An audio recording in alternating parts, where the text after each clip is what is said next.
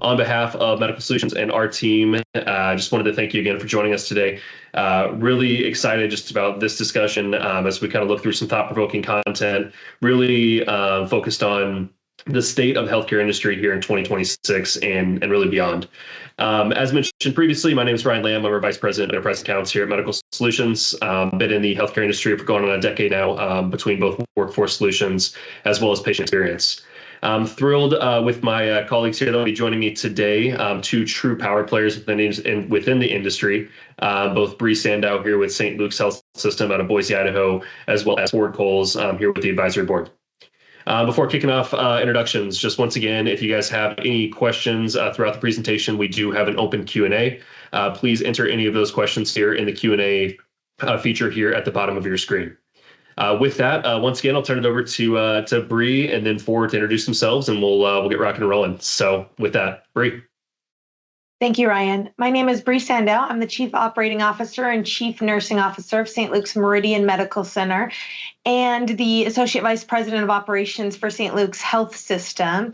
St. Luke's Meridian Medical Center is one of 8 hospitals that are part of St. Luke's Health System. 4 of those hospitals are critical access hospitals, and then we have hundreds of clinics and 1 freestanding ED. In my role as Associate Vice President of Operations, I oversee our Enterprise Resource and Staffing Office that both implements and supports the technology and the strategy for staffing and scheduling throughout the health system, including oversight of a central staffing and scheduling office and 3 float pools system-wide.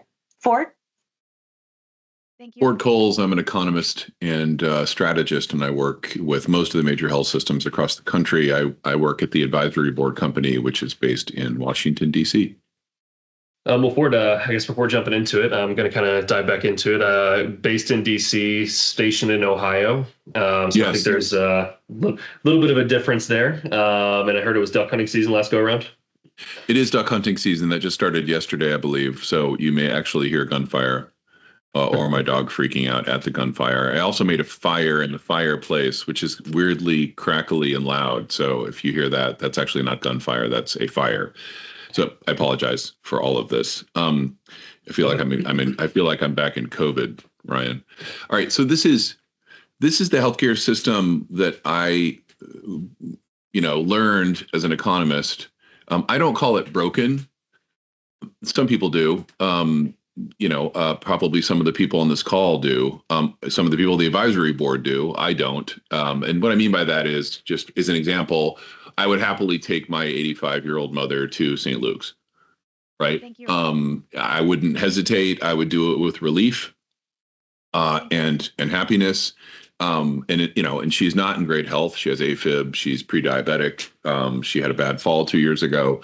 So it's not a statement, sadly, of my mother's good health. It's a statement of my trust in most of the providers that I work with. And if I would happily take my 85-year-old mother to St. Luke's, that's not broken, Bree. It doesn't matter what description you use for it. It's certainly not perfect, but that's not something that I would describe as broken if I'm going to happily take my 85-year-old mother there. The term I use for it, as you can see at the top of the slide, is fragmented. That's the American healthcare system.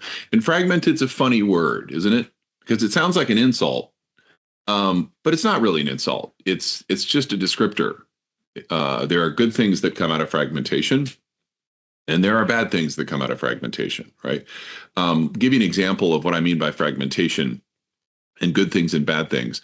So I've worked in the English healthcare system, I've worked in the Australian healthcare system, and I've worked in the Canadian healthcare system. That was fairly easy, Ryan. They all speak English. I've never worked in the Japanese or the German healthcare systems, but I have intensively studied them, how they work, how they're incented, how much they cost, how they distribute services. What I can tell you with complete confidence, and I think this is a lesson that a lot of Americans, particularly recently, have forgotten, which is that every healthcare system on the face of this earth rations care. Every single one, without exception. Healthcare is an incredibly expensive, complicated good that all of us want in unlimited amounts, and there's only one way human beings have ever dealt with demand like that, and that is they ration it. It does not matter how wealthy the United States gets. I know Americans are like, we're so rich, why can't we have all these things? It doesn't matter how rich we get. We will never be able to afford that. So we ration it. Fragmentation in the United States means that the rationing is visible to you because there are cracks in the system that reveal it. I'll give you an example. If you're diagnosed with cancer right now in England and you go to your doctor and there are 4 tests to take you to the next stage of treatment, he is not going to tell you about the 3 tests that the NHS doesn't pay for. Why would he torture you with that information? You're never going to see those tests, right? Unless you pay cash to get on an airplane, pay cash to see a doctor in another country, and then pay cash for the test, which most people, even very wealthy people, are not going to do. He's only going to tell you about the test that is part of the protocol in the NHS. When you go to your doctor in Boise, he's going to tell you about the 4 tests that are available. Then you're going to go to United Healthcare and they're going to say, I only pay for one of those. And you're like, son of a bitch, I just got rationed, right? Oh, you were rationed in England. You just didn't know it. Nobody bothered to tell you, right? I'm an American and I like to know stuff. I'm still going to be pissed. I'm still going to be angry at the insurance company. I should probably be angry at my employer in reality, but I'm still going to be mad. It's probably not fair, but that's the way the American system works. Why won't my insurance company, why won't my employer pay for a GLP-1 for me? How come? Why, Bree? Why won't they buy me the GLP-1 right now? I can stand to lose some weight. Why won't they buy it for me? How come? Because of the cost. Yeah, exactly. But it's not simply the cost, it's the fragmentation. The average American stays in a health plan for 2.5 years. So United's like, I'm not coughing up the thousands of dollars for that drug for you when you're going to go not have your heart attack 10 years from now for Cigna. Why is that on me? Why do I have to pay for that? That's fragmentation. It's not good or bad. It's just fragmented, right? The system is not unified. It has good implications and bad implications. What it leads to is a healthcare system, and boy, do we all know this, that is unbelievably complicated. That complication is the best defense mechanism that any industry ever came up with. I love it when I meet with these disruptors, would-be disruptors. We call them in healthcare. I'll pick on Walmart. I think very highly of Walmart, but they're constantly sort of debating how to disrupt healthcare. Every time I talk to Walmart, they're like, I'm going to go in and kick some ass, right? I've had it with these healthcare people. They're too slow. They're too inefficient. They're too inflationary. What happens every time they come into our industry? Every damn time. They're like, oh God, like, what do you mean you have 9,000 contracts, right? How's it possible I walked down the hallway and I broke 13 federal laws, right? And you know what? They retreat, they flee every single time, and they go back and sell garden hose because frankly, it's a lot easier and more fun. What that means is no one's coming. I'm reminded of that quote, an Abraham Lincoln quote. If you've ever seen the Ken Burns Civil War series, which is fantastic, they use that at the very beginning. Lincoln's watching the country head toward the Civil War. He's watching the country disintegrate. And he says, no European power, by force of 1,000 years, by force of arms over 1,000 years, will take a drink from the Ohio River. If we are to be destroyed, we will be the authors of our own destruction. That's you. That's healthcare. No one's coming.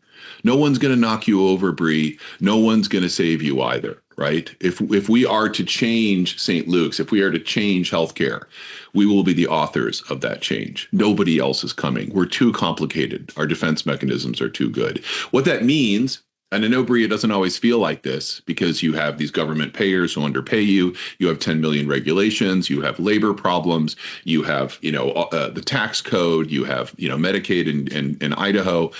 But the truth is you have immense agency because it's up to you. That's the definition of agency, right? Nobody else is going to do this over your head. Nobody else is going to force you, right? That's the definition of agency. A lot of things in healthcare have already changed. They just happen so organically that you didn't even notice it. Nobody in this conversation would say that healthcare in my town is all about inpatient. None of you would say that. Bree would never say that. Bree would get fired if she said that, right? Because the competition in outpatient is far more intense.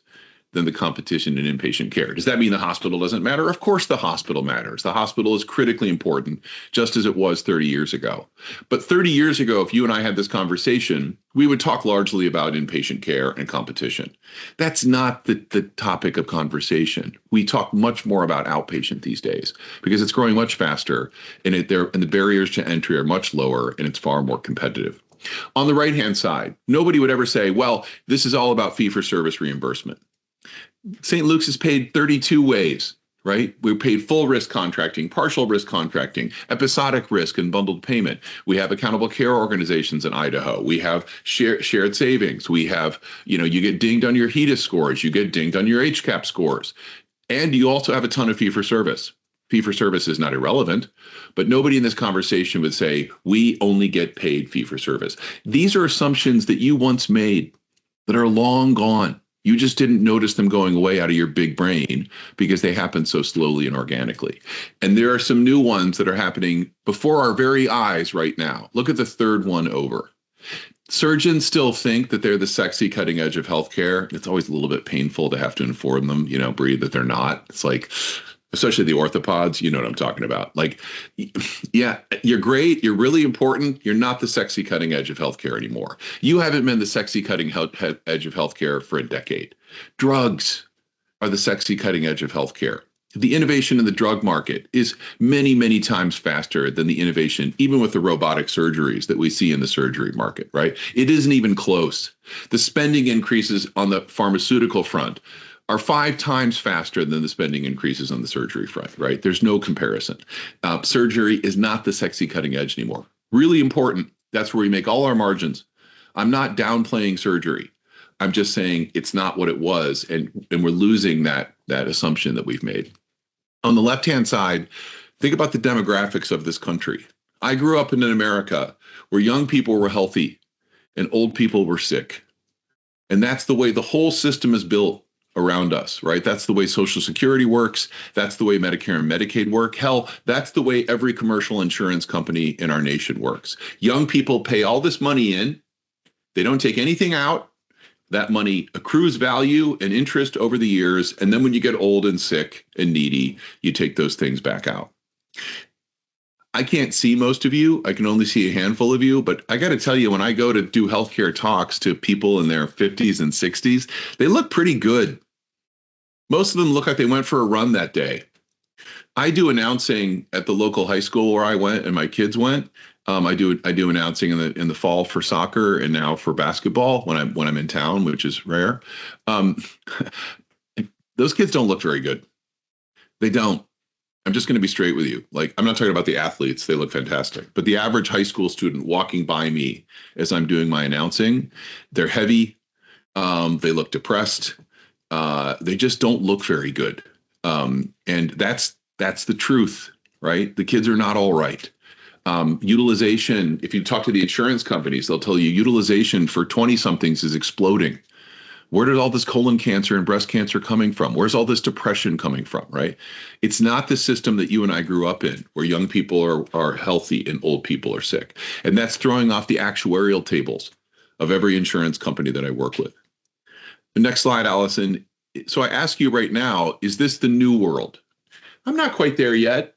I think it's interesting enough and close enough to share with you because I want you to think about it. But I think, this is something that's still unfolding before our eyes. A world of rising and frustrated expectations. If you look at the numbers, Americans are mad at us. By the way, they're mad at everything. It isn't just you, and I'm not going to pick on you. In fact, healthcare numbers are significantly better than most other industries and parts of our society. But they have lost trust in us too. They've lost trust in everything. And their expectations are frustrated. They want things and they don't believe that we're providing them or providing them fast enough or personalized enough. Look, Bree, I think we have our access issues and I think we have wait time issues and I think our systems are clunky and the fact that I have to go to St. Luke's and fill out the same damn form every time is frustrating. But I'm not going to punch a nurse in the face because I had to fill out a form again. 82% of American nurses were assaulted last year. 82%. Look, hand me the clipboard, Bree, but I'm not going to punch you because you know what I mean? Like something else, something deeper and way darker is going on here. I think a lot of it is, as usual, social media. The truth is, my grandmother, give me an example. My grandmother grew up in a poor coal mining town in West Virginia. The only people my grandmother ever saw getting health care were other poor coal miners. She had a poor coal miner healthcare expectation. That was the service level she expected. But some of you are watching Jeff Bezos' wedding in Venice, right? Others are checking out the Kardashians and how do they react when they don't get what they want, right? My daughter is getting healthcare advice on TikTok from anorexic teenage girls right now. I have no illusions. I know that's exactly what she's doing, right? So, we're getting our expectations from crazy places now. And I think that's what's causing people to lose it. Our expectations are not being set by anything realistic that has to do with our own lives. So instead of being seen as the people that fix things, we're seen in the middle as creatures of inertia. You're not fixing it. You're dragging your feet. You're not giving me what I want. You only care about money. All these things you hear from Americans. What this creates, and this is where I really want to go, and this is where I want your heads when you think about what I'm going to show you today. It creates a vacuum. A whole bunch of different areas of our industry right now, a vacuum has been created. And I want you to remember the oldest lesson of all: nature abhors a vacuum. Vacuums never stay. They are always filled, partially or wholly, by something else. So what I'm seeing in this industry is a whole bunch of the pillars of this industry have pulled back. And I'll walk you through what those are. And what's filling in is very interesting. Notice I said diffusion. That's this slow filling in of the vacuum. I want to be very clear. I did not say disruption. That is a very different D word and a completely different situation. Let me repeat, Bree. No one's coming. No one's going to disrupt this industry. But things are creeping into the cracks. Some of these things you will like, and some of these things you will hate. But that's what's happening. Those are the strategy decisions that I think the people in this call need to be aware of and make. All right, go ahead, Allison. Let's forward. Let's start. I've got 3 areas. I'm going to go deep on the safety net and entitlement programs in the face of the One Big Beautiful Bill Act. Then we'll talk about the insurance companies who are not in great shape right now, as I'm sure you probably know. And then we'll finish up with some of the care decisions that we're making. I might skip some of the middle, Ryan, just to kind of save us on time. All right, let's go ahead, Allison. Thank you, Ryan. Thank you, Ryan. Thank you, Ryan. One more. Thank you, Ryan. There we go. Okay, so here's the One Big Beautifulness. And just as a quick disclaimer, the advisory board is by charter neutral and apolitical. We do not take sides. We do not lobby. We do not advocate. That is not what we do as an organization. I will not give you a political philosophy. That is not my job. I will give you an unvarnished sense of what I think is going on, and you're welcome to get your freak on. That's just not what I do. It's not strange now when somebody stands up in one of my talks and starts ranting. That's sort of where we are as a country, but I'm not going to do it. So I'll tell you what's going on, and I won't varnish it. But you're not going to get a political philosophy from me. What you see here is not a healthcare law. I think that's the most important thing that people are forgetting. This really has nothing to do with us. Every president has priorities. That's not an insult to Donald Trump. He certainly has passions and priorities, like every president before him since George Washington. Trump's priorities are insourcing manufacturing, often through the use of tariffs, secure borders, cracking down on illegal immigration, negotiating peace treaties. He's got a whole bunch of priorities. Healthcare is just not one of them. Again, not an insult. It's just a true thing, right? We're just the sort of collateral damage of money that they needed to maintain a tax cut from 2017 and to up significantly military spending. We can argue about how important those priorities are, but it's not about changing healthcare. It's just collateral damage. They needed a whole bunch of money.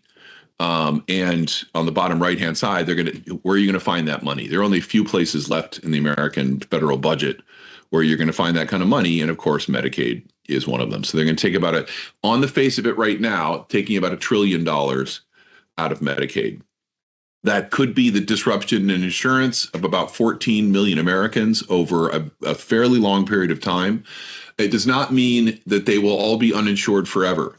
One of the things we're already seeing, for example, in the Obamacare exchange, if you look at the predictions, a lot of predictions that people will just drop out of the Obamacare exchange. We're right in the middle of the open enrollment period right now. What I'm seeing is it's actually more of a downgrade. A lot of people are going from sort of a gold plan to a silver plan or a bronze plan instead of dropping out altogether to save money. That's good, and that's important. That's also a difference in terms of what a lot of the predictions were. So 14 million people disrupted in their insurance doesn't mean uninsured. Many of them will be chronically uninsured. Some of them will get kicked out of Medicaid. Some of them will go to an employer plan. What it is, though, is a huge disruption in the insurance mechanism. It's also a giant increase in the budget and the debt and the deficit. This is a nonpartisan comment because it's the fault of both Democrats and Republicans.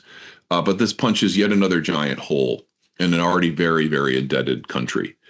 Federal debt right now, before this hole, federal debt right now is 123% of GDP. 123%. We spend more money on interest payments than we do on the U.S. military. And this is in a time when there are drones over Poland, when the Taiwan Straits are heating up, when there's crisis after crisis in the Middle East, and we're spending more money paying debt interest payments than on planes and guns and ships. And in this, for example, this further hit to the deficit enacts pay-go sequestration cuts, not to Medicaid, but to Medicare. But what happened? They waived them. When they reopened the government, they waived a 4% across-the-board cut to Medicare. They simply waived it. That's what I mean. When you look at these cuts, you also have to understand that they are often mitigated. They are often waived. They are often changed. If you look at the next slide, Allison, you can see here, these are the big hits to Medicaid. This is another changed assumption for me, which is the assumption I've often made politically is that Republicans will talk about cutting entitlement programs, but they never really do. Again, that's not a cut to Republicans. Entitlement programs are incredibly popular. It's hard to cut them. But the assumption among my Democratic friends is once we make something an entitlement program, they'll talk a big game, but they'll never do anything about it, right? That's not true now. This is a notable change to Medicaid. When Medicaid was founded in 1965, it was much more of a true safety net program. No 32-year-old able-bodied man got Medicaid in 1965. If you were 32 years old in Idaho, Bree, you were told to get a damn job. Medicaid was for poor women with children and the severely disabled. What has happened in the intervening years, in many different ways, particularly with the Affordable Care Act, is that we turned it into a basic part of the American insurance coverage system, right? Not a true safety net program, but an entitlement program. That's not an insult. I like insurance coverage, right? But it's way above the poverty line now. It includes men and women. It's much more of just a basic part of the insurance market. This walks it back notably, not all the way, but notably toward 1965. Work requirements, right? Eligibility redetermination every 6 months, an ocean of paperwork, no retroactive coverage. The other thing you need to remember about it, though, is that this is implemented over a very long period of time. So the Trump's no dummy. The work requirements and the eligibility redeterminations, that doesn't begin until after the midterm elections. Those cuts to the state provider taxes that we're going to face, that doesn't even begin until 2028. Trump will be back at Mar-a-Lago before that even starts. And then they're phased in over 6 years' time. So there's significant change to Medicaid here. But again, let me remind you, it happens over a very long period of time, and they will mitigate parts of it as well. You need to understand and plan for some of these hits, but they will also change over time. Next slide, Allison. Go ahead. Ford, I do think this is actually a great point for us to kind of, take a pause. I know this is a topic that is near and dear to a lot of the folks on the call here today. And so, from my perspective, from kind of the workforce management approach, right, the workforce, the way we obviously structure our teams, it's a huge part of this equation as it relates to cost containment, right? And furthermore, care access. We've had conversations throughout the last quarter here with some of our leaders talking through, how are we increasing the outpatient model? You already referred to, doubling down on core comps, monitoring our ED volumes, throughput, making sure we have obviously differentiated workforce mix. And I do think from Bree's perspective, I would be curious, Bree, St. Luke's in particular, where do you see maybe the largest opportunity relative to cost savings, right, to stabilize margins, maybe without compromising quality of care? I'd be curious from your end. That's a great question, Ryan. And I think in the healthcare industry, there are a couple of big players when it comes to margins. And the biggest is always labor. And so I think that in a post-pandemic world, what you're constantly looking at is what's the data that I need to make the right decision, to have the right resource at the right place at the right time. And to be really clear around what different levers or tools or information we're going to use to make decisions. I also think AI is a player in that space and in many spaces, and coming around where investments are going to be that reduce clinician burnout, improve retention, improve efficiency. I think there's a lot of us who are dealing with capacity management, physical capacity management constraints. How can AI and technology help to alleviate some of those in terms of remote patient monitoring, hospital at home? What are the alternatives to brick and mortar, which is incredibly expensive? And then what are the other efficiencies that can be gained in those access points of care, like the ED? Changes to Medicaid and the chance that people have less coverage or no coverage generally has a direct impact on the amount of patients that we're seeing in the ED. And they come later and they come sicker. And so we have to think about that and how we're going to address those challenges so that we can continue to care for our community in the way that we've all committed to. Certainly. I think it's spot on. And, Ford, one thing I think before we move on to the safety net piece we did not hit was also just the OBBB's impact on federal student loans as it relates to professional, designations within our nursing professions, right? I know this has been a hot topic as we look to kind of bridge the gap from a staffing standpoint here across the country. One of our partners here in the Appalachian region, they have their aspiring nurse program. Nothing new in terms of reimbursements for work agreements, but what's really unique about this program, is including one-on-one academic support, right? Clinical training, local liaisons, and it has really a focus on that underserved community that maybe doesn't have the resources but are interested in a career path within healthcare. And so I would be curious, Bree, on that note as well as it relates to OBB. What is St. Luke's maybe doing to strengthen, your partnerships with local educational institutions and make sure we're kind of bridging the gap from a financial standpoint as we look at maybe the impacts from OBB in that sense? So we've always had strong partnerships with our local universities in terms of understanding what our gap is locally, and then at the state level, because we have so much critical access care. What does that look like to incent care providers to go into critical access areas, into communities, and then to stay and continue to provide care in those areas? One of the biggest impacts of the professional designation of nursing is the cap on student loan payments. And I think we already are challenged with enough faculty nationwide. And one of the biggest barriers to nurses choosing to become faculty is that it generally doesn't pay competitively to nurse leaders or practitioners in other areas of nursing, and that most academic programs, you have to have achieved a doctor of nursing practice or a PhD in nursing in order to be faculty. And so the limits on the student loans is really going to impact, in an already stressed profession, the ability or the factors that might compel someone to pursue higher levels of education. We also know that nurse practitioners feel it critical need in our communities in terms of bridging the clinician gap for providers. And I think that caps on federal student loan funding, particularly over a lifetime, are going to be incredibly impactful in that space.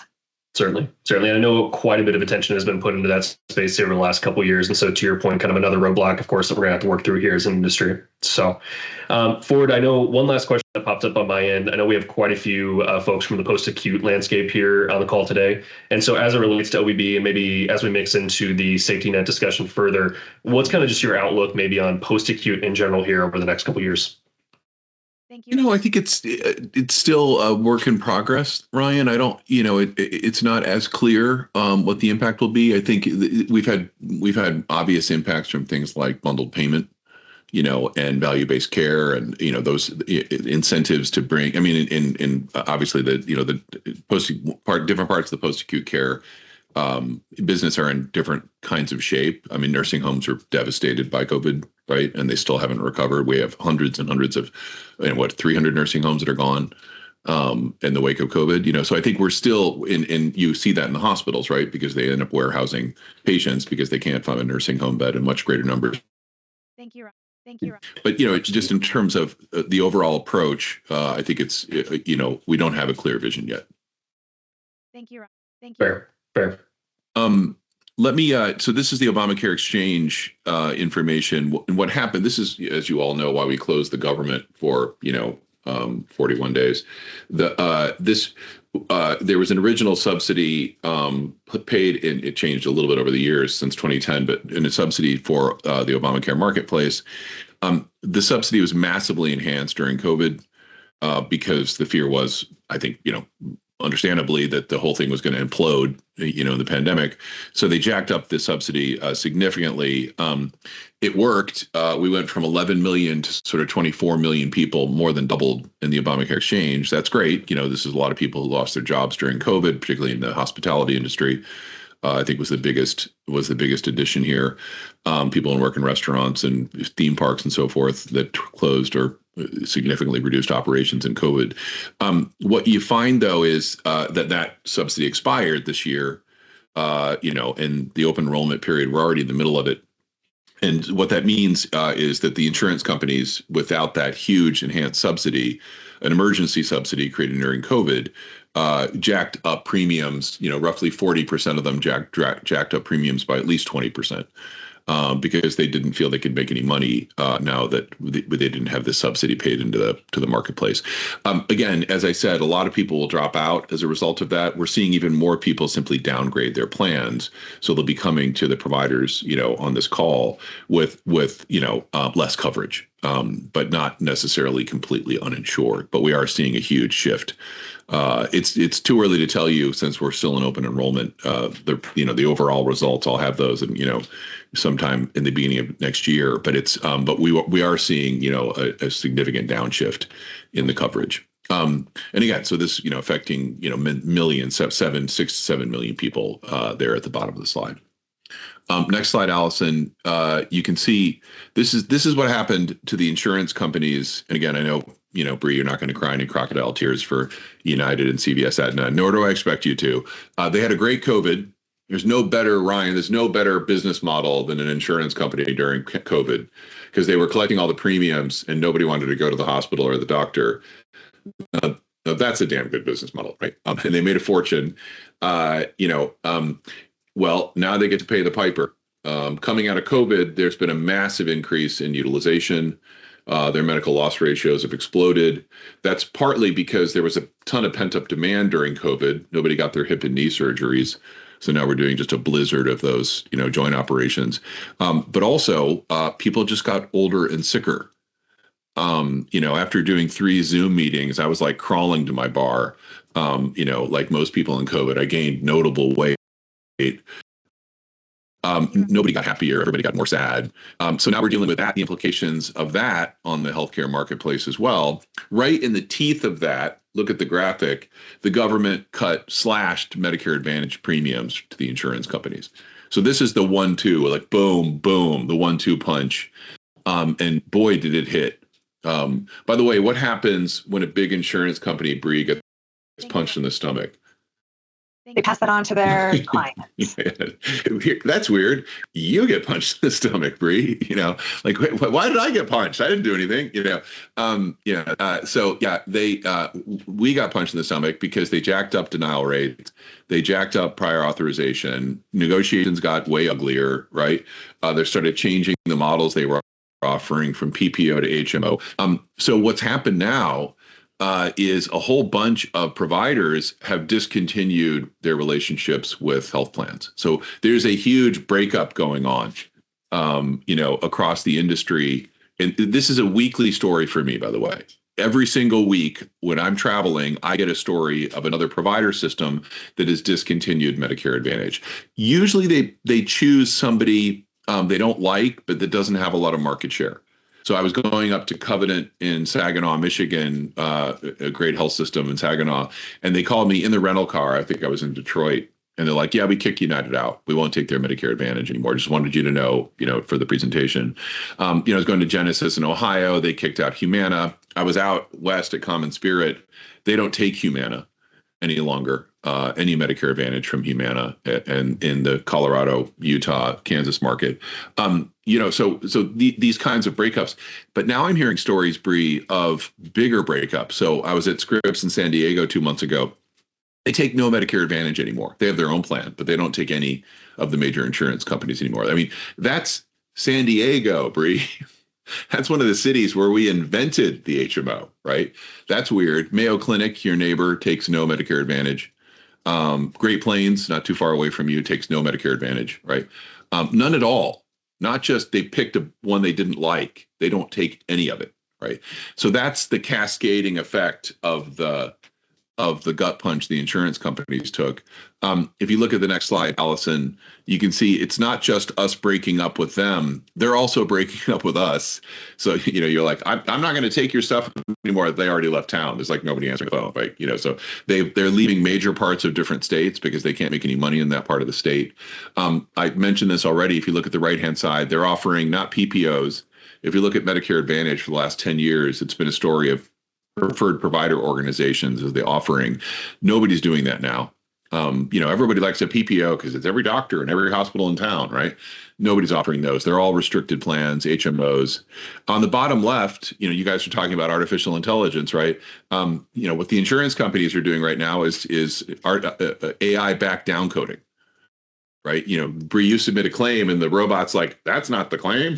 This is the claim, right? It's for something significantly less expensive. So Bree is building robots to get paid. The insurance companies are building robots to not pay you. We're in this freaky arms race, Ryan, where, Bree's going to provide amazing care. United's going to insure people in Idaho, and then robots are going to fight in a back room for money. Which, by the way, you know what? I've seen worse scenarios. I'd rather this, Bree, than you have to hire 300 more coders who hate their jobs. You know what I mean? Be a phlebotomist. It's more meaningful. Let the robot do some of the ugly work.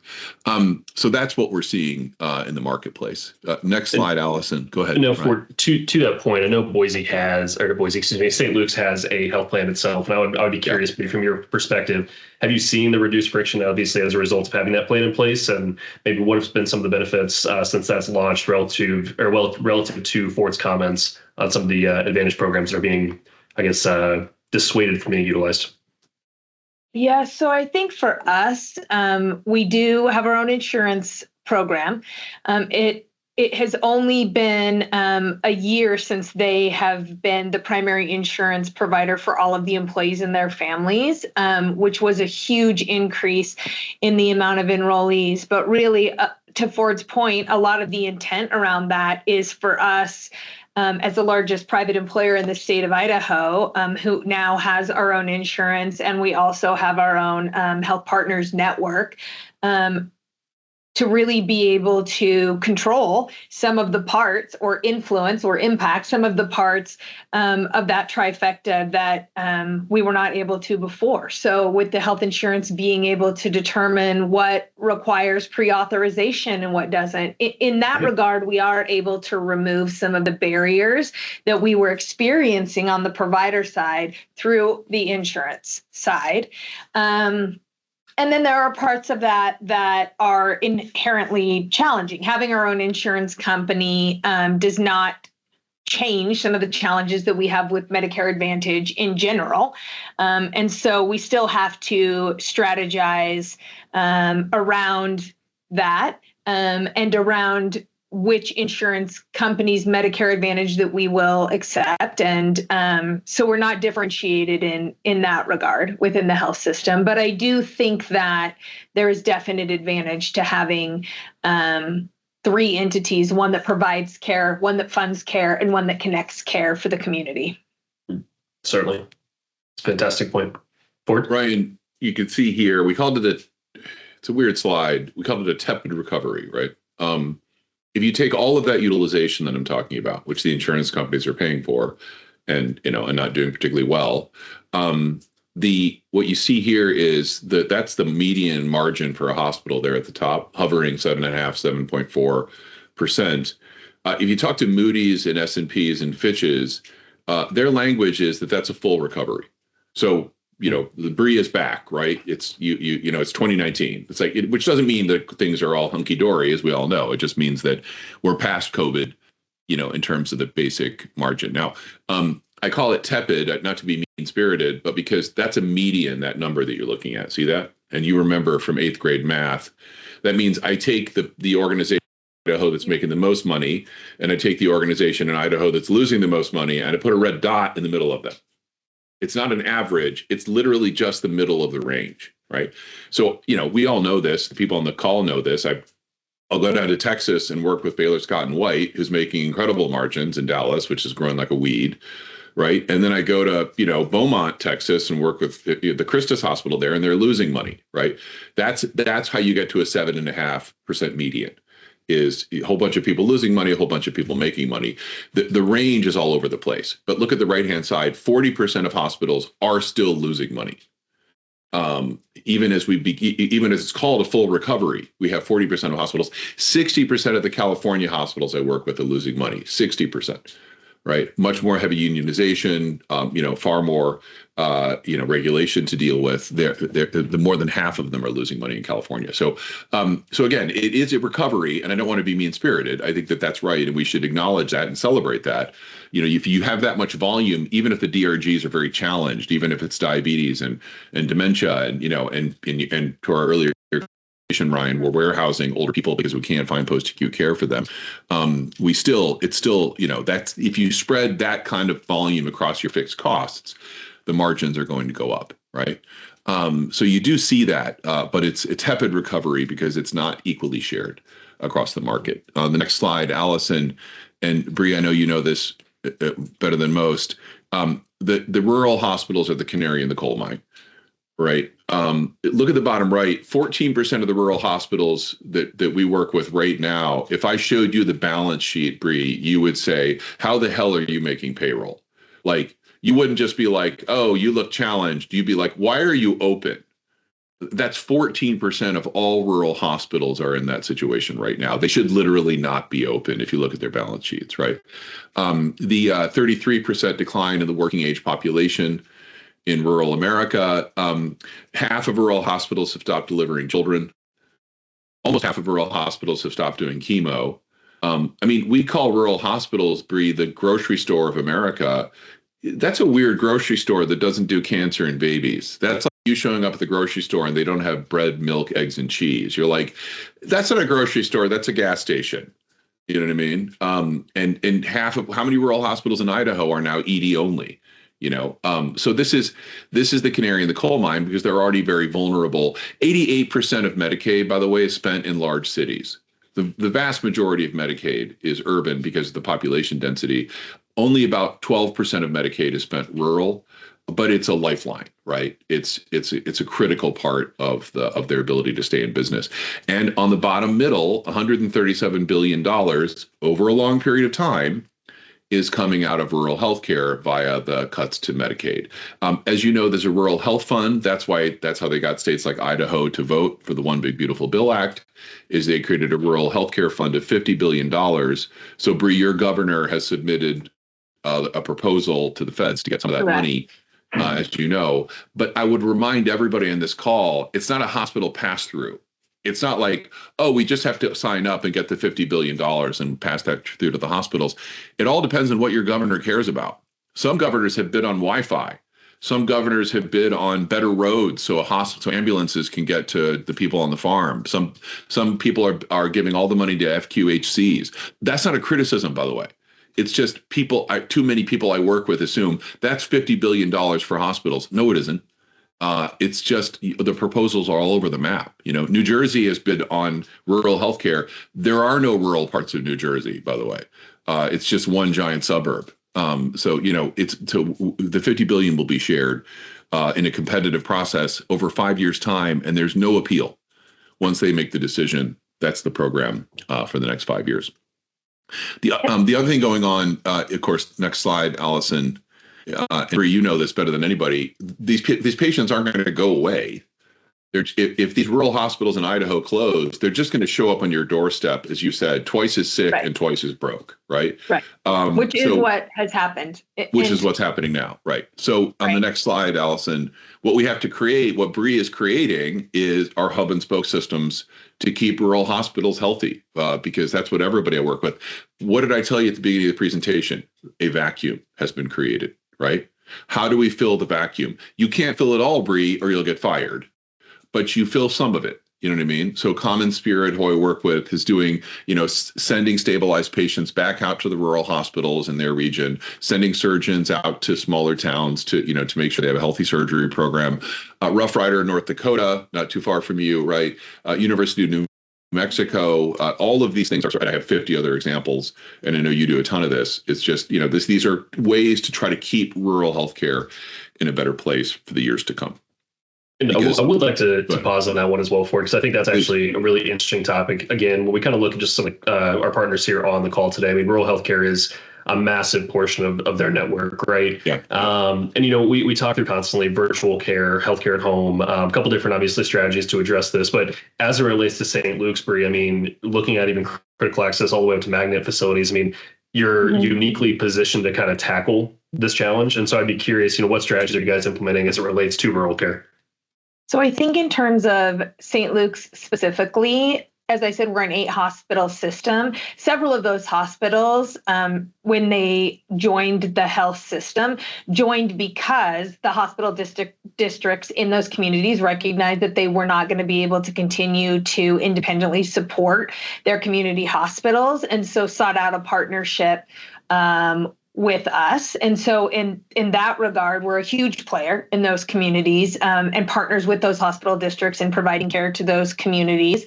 And then I think on a broader level, statewide, we really partner with our state hospital association, in which encompasses all of the hospitals throughout the state, particularly creates that bridge that allows us to have those conversations and surface those issues in those communities where we can help provide support or collaboration to ensure that those communities can continue to meet the needs. And then in the areas surrounding us, we have experienced a lot of the things that Ford has discussed. We've had labor decks close.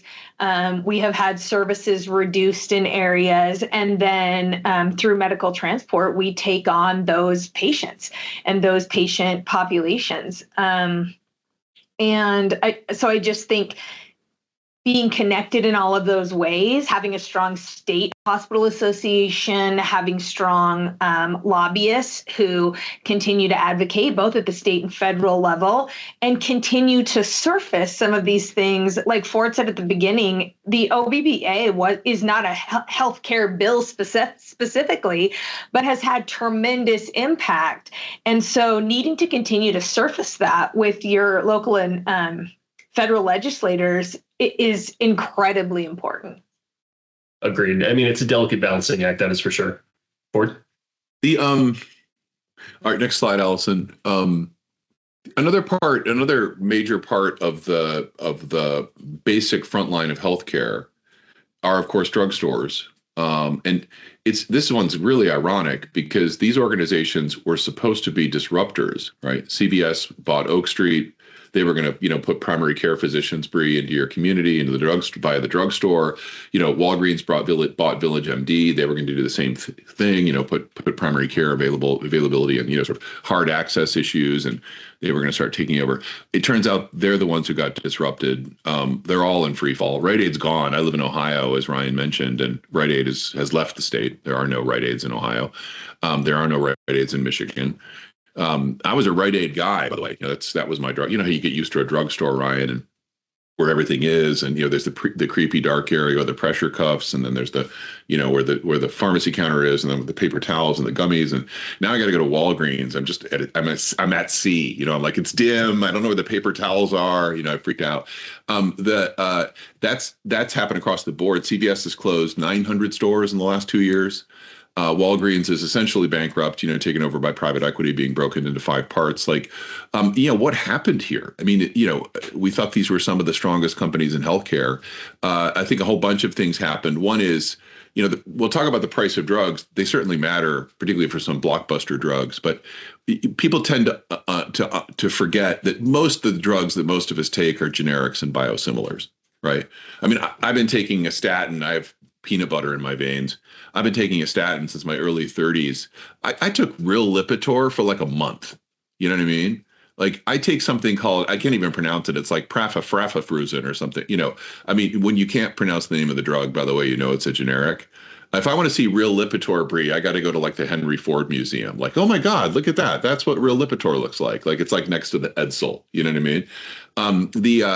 Which means that the prices are very low. They also spend an absolute fortune on primary care, right? Particularly CVS and Walgreens. I mean, this is, Bree, you know how this works. Like, you employ a lot of primary care physicians, and they are the heart and soul of the healthcare system, but you lose money on them. And then the primary care physician, Bree, that you employ sends a patient to an orthopedic surgeon, and then you make the money. What's that called, Ryan? They teach you that the first day of business school. A loss leader. Right? You got it. It's like a checking account at a bank. Banks don't make money on checking accounts. The only reason they run them is to get you in there so that you'll do some other stuff that they make money from, right? This is the first day of business school.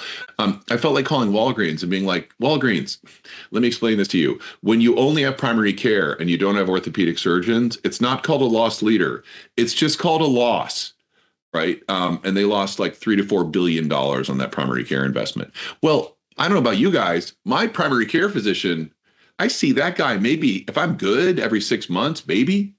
I talk to my pharmacist all the time. I mean, my pharmacist is a huge part of the front line of my care. He's all, I can't get that guy to shut up. He comments on my weight. He comments on how much he thinks I'm sleeping. Are you exercising? I'm like, mind your business and give me the drugs. But that's a big deal, right? You lose that. Look at the rural numbers, 6% decline in rural pharmacies. Right? 58% of people in rural counties don't live within 5 miles of a pharmacy now. It's okay. So they're dropping out. Look at the next slide, Allison. First of all, this has clinical implications. This is sort of terrifying. Look at the upper left. I use the statin number because I'm taking statins, but I think we can extrapolate this more broadly. Roughly a quarter of the people, if the drugstore closes, they just stop taking their drugs. Thank you, I guess I don't have high cholesterol, Ryan. No, Bob, you still have high cholesterol. Just because Rite Aid closed doesn't mean you're fixed, right? About 25% of people just stop taking their drugs. I mean, this is a public health disaster, right? So the interesting shift forward that this has driven, at least for us at St. Luke's, is we have now gotten into the retail pharmacy business. I was hoping you would go there, Bree, because you are filling the vacuum.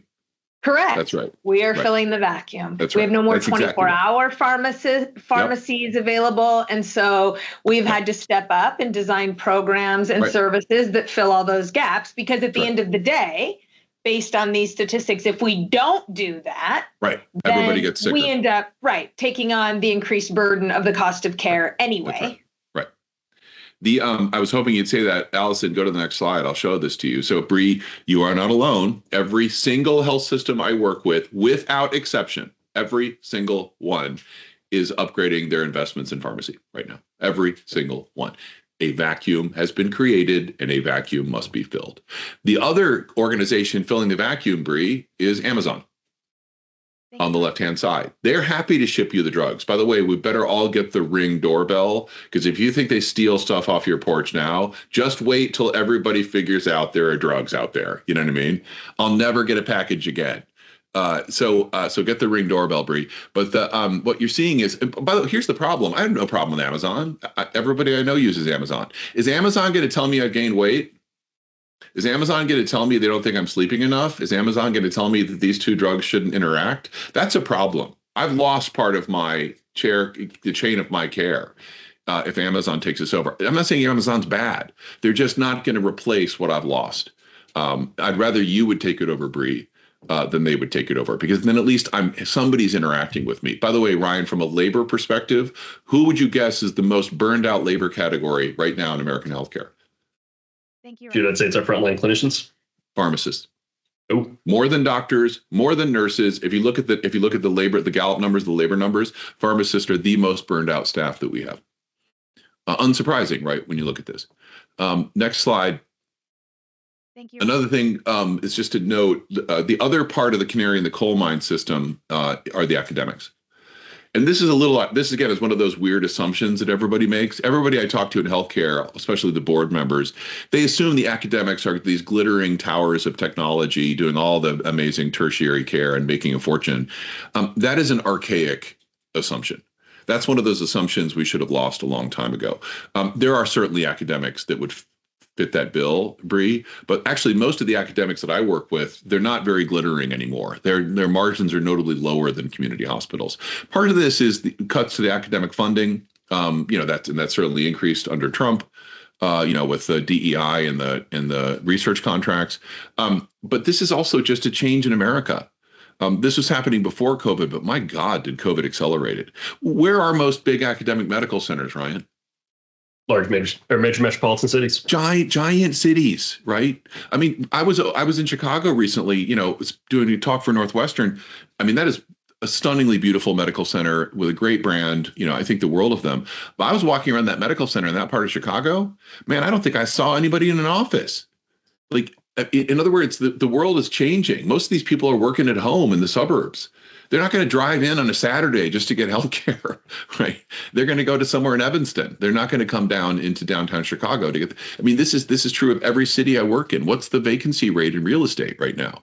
I don't think we're going back to 2019. It's not Sex in the City. It's not Carrie and the Girls anymore. It's not how we live now. So what are these academic medical centers? Increasingly, they're safety net hospitals. The only people who don't leave downtown are the people who are really poor. Which means their payer mix gets notably worse, and they all live on 340B, as do rural hospitals, Bree, as you know, right? The people who are the most vulnerable are the most dependent upon 340B and reselling, discounted drugs. All right, next slide. This also means, go ahead. As we come up on time here, I definitely just want to wrap up this portion of the discussion, but I do think as you kind of talk about just the changes within the healthcare continuum itself, obviously your access to care, I think it would be beneficial just for the rest of our listeners to maybe take a step forward and look at kind of the care delivery, patient experience side of things, just kind of talk through maybe some of the models that not only you've seen across the country, but also what St. Luke's has implemented, up to this point. I'll just quickly say, I'll let Bree have the final word, but I'll just quickly say, I think, I'm not worried about AI taking the nurse's job. I'm just not. That's a really physical job. We don't have that technology. Whenever you see anything with artificial intelligence, you should always ask yourself the basic question: is it the tractor or is it the Excel spreadsheet? When the tractor came, nobody wanted a horse in Idaho anymore, right? We still had horses because they're pretty, and my daughter rides one, and I take one to the county fair. But everybody wanted a tractor. That's a replacement. When the Excel spreadsheet, I'm old enough to remember this, when the Excel spreadsheet came on, Ryan, everybody I talked to said they weren't going to be accountants anymore. Yeah, there are. They're just better at their damn jobs, right? Almost everything you see in healthcare in AI is an augmentation. It's the Excel spreadsheet, right? And I'm not sorry about that because we don't have enough nurses. The birth rate's way down, right? We're not producing enough humans to care for a much older and sicker country. So I'm not sorry. I just want the people I trust to run the thing, right? And if you look at AI right now, we're making the most advancements in what? Documentation and revenue cycle, billing and coding and collections. What did I just name, Ryan? The 2 points of greatest misery in the workforce. I'm not sorry. Let the robots do the slop work, right? I'd rather nurses be nurses. So I think Bree mentioned this, but I think there's a lot of possible salvation for the labor model in this. I'm not scared of it. I welcome most of it because because I don't think nurses are going to lose their jobs. I think we can take some of the misery off of them. Bree, you get the final word. And I think I'll throw this out there real quick, Bree, because I know this is a huge piece for St. Luke's in particular, and we'll run just a little bit over, obviously, given some of the tech issues that we had here on the front end of the call. But as we kind of look at just the adaptation of AI when it looks to your staffing models, I know that's something from a scheduling piece that you guys have put a ton of work into. So I'd love to hear just, not only care delivery macro, but also just that AI component. How are you guys leveraging things? Yeah, I agree with Ford's take. I'm not concerned that AI is going to replace the physical or the human aspect of direct patient care, really for any of our care providers. I do think AI is a tool, and I think, frankly, it's a tool that has the potential to undo some of the additional admin burden that was created by the electronic health record and some of the technological advances that we've had in healthcare that were never intended to create additional admin burden, but have done so. And I think, as I touched on towards the beginning of the webinar, one of the real benefits of AI is being able to give us even better data and analytics and predictive capability regarding staffing and scheduling, being able to accurately forecast demand, both in terms of volumes and procedures and in terms of the workforce in specific areas. And so I think that in order to control labor costs, especially for facilities in Idaho, we have had a dramatic increase because we had an in-migration during COVID, particularly of retirees. People who are utilizing healthcare but are not also then contributing to the workforce. And so we're constantly trying to make the best decision possible with the resources we have. And I think that is going to be the future of healthcare. And I think AI and various technology platforms are really going to help us determine where the ROI is in many areas. Certainly. It's that democratization of data. At the end of the day, it's something that as an industry, we're really starting to pick up some steam on that may have been elsewhere for, quite a few years, obviously to prior to just this moment. I did have a couple questions pop up for Bree. If you guys still have a couple minutes here, just to kind of hit on those. One that I think would be really interesting for the team, looking at key metrics you guys are watching just for care delivery as it relates to, your entire model, rural, obviously, urban, all the kind of facilities in between. But what key metrics are you guys keeping an eye on here as we get into 2026 and beyond as it relates to discussion points we've had today? Well, I think all of the traditional key metrics still apply, right? And that's the crux of healthcare is regardless of the financial pressures, you still have to provide high quality, safe healthcare. You still have to be focused on your Indian QI metrics, your HCAP scores, your likelihood to recommend. All of those things directly and indirectly impact reimbursement. And so it really is about I wouldn't say that necessarily the metrics we're monitoring have changed, but I think that we have to approach the how differently. When your margins are challenged, you have to figure out, how do I get more efficient? How do we support the nurses through technology so that they can spend more time with the patients in an aging workforce? How do we leverage the experience that no longer has the physical capacity or the desire to be directly at the bedside? And we at St. Luke's, we have a virtual care center that will allow our most experienced nurses to work shorter shifts, but are able to be on camera and support your newer or new grad nurses at the bedside virtually. And so I think continuing to evolve the way that we have approached healthcare traditionally and create that marriage of how does technology give time back to the bedside and also support our clinicians in ensuring that we keep our morbidity and mortality rates low and that we have good support for reducing or preventing CODIs and CLABSIs and all of those things that then impact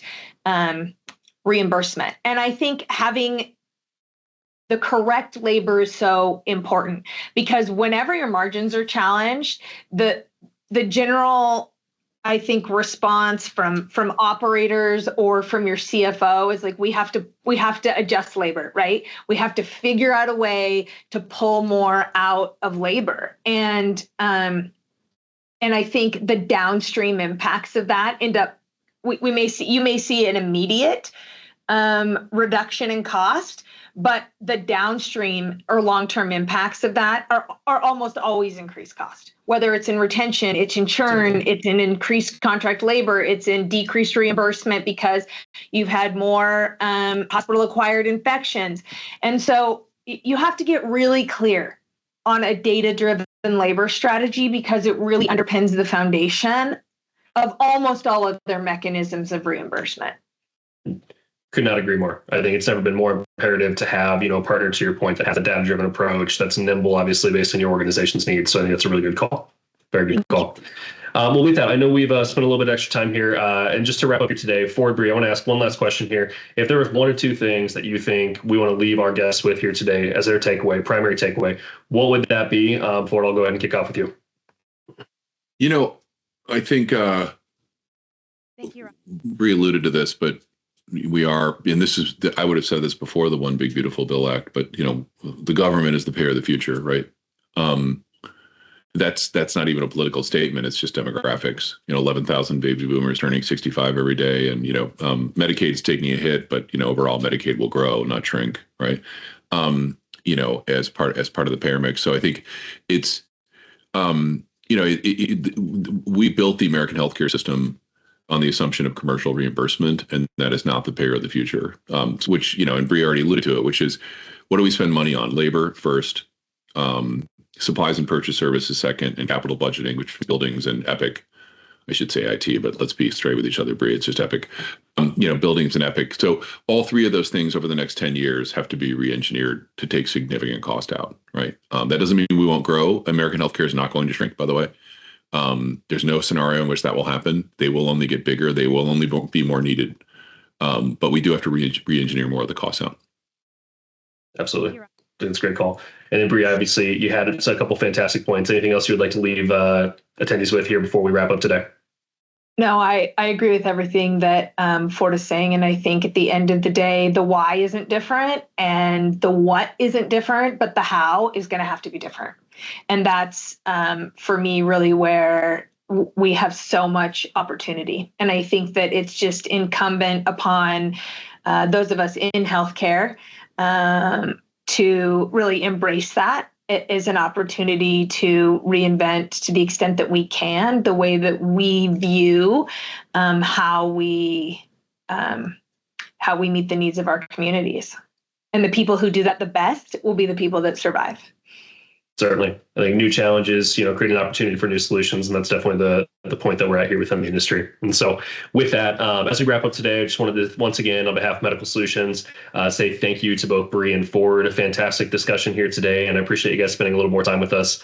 Last but not least, I just want to state, I think it's really our kind of mission here from our organization standpoint to make sure that we're continuing to provide updates on where we see the market moving, actionable insights. And I hope everyone on the call here today were able to take away, really real world examples from both, Ford's perspective as well as Bree's here with St. Luke's. So with that, thank you so much for your time here this afternoon. We appreciate everyone joining us, and more to come from there. Have a great rest of your week.